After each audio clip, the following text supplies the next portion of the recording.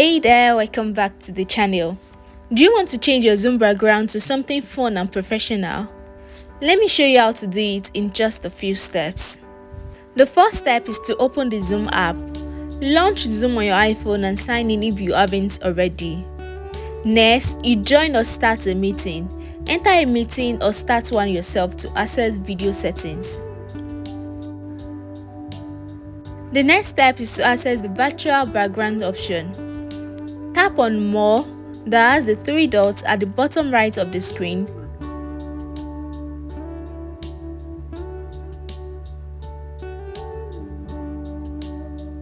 Next, you select Background and Effects. You can pick from the default background or upload your own by tapping the Add icon. For custom background, select a photo or video from your gallery. After selecting the photo you want, tap on the Done button.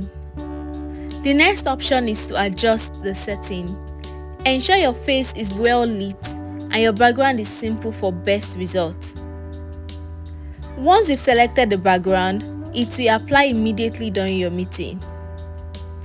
And that's how you change your Zoom background. Whether for work or fun, these tricks keep your call exciting. Like this video and subscribe for more handy tips. Thank you so much for watching and I will see you next time.